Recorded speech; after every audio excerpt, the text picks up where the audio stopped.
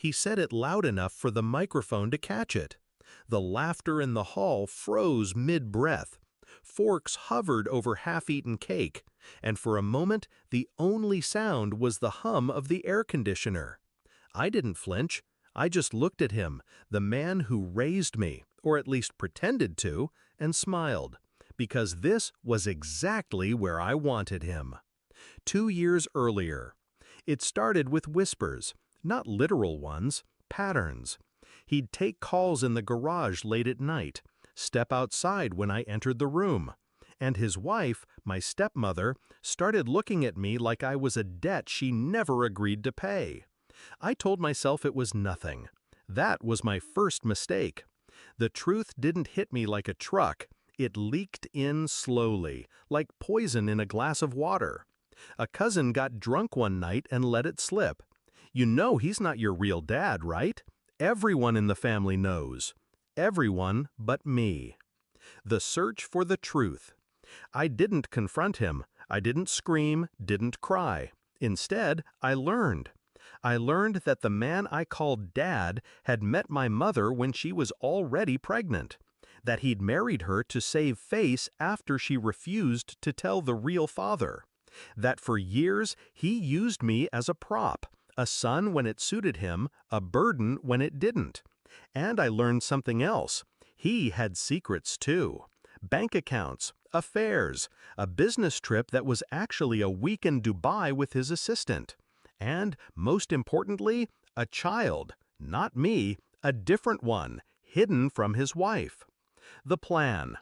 I could have exposed him immediately, but that would have been noise. I wanted silence, the kind that follows after an explosion, when the dust hasn't settled and people are still trying to process the damage. So I started documenting.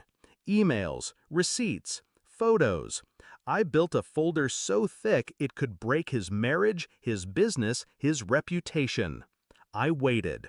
Graduation was coming up, the first moment in my life where I would be the center of attention, and I knew he wouldn't be able to resist making it about him.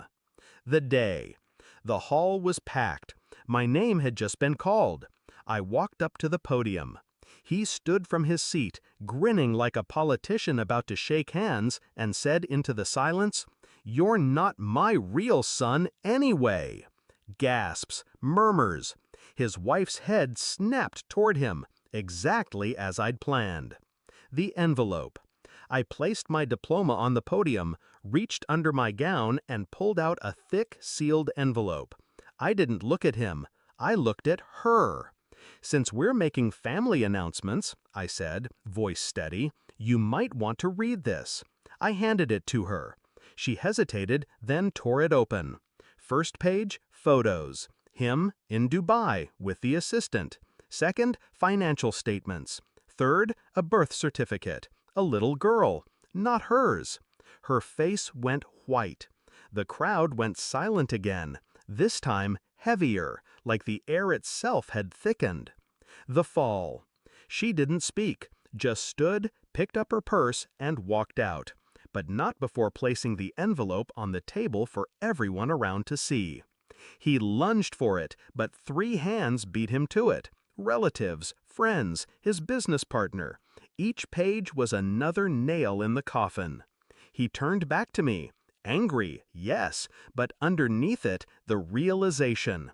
The slow, sick understanding that this wasn't spontaneous. This was surgical. Aftermath. He left before the cake was served. By the next morning, his wife had filed for divorce. 2 weeks later, his company voted him out. The child support payments started soon after. And me? I kept my name on the diploma. Not for him, but for me. Reflection. People ask if I regret it, if I ever think maybe I went too far. But they don't understand. Betrayal isn't just about what's taken from you. It's about what's replaced in its place. Doubt, anger, shame. I didn't just take revenge. I reclaimed the moment he tried to steal from me. And the best part? He'll remember my graduation for the rest of his life. Not because of what I achieved, but because of what he lost.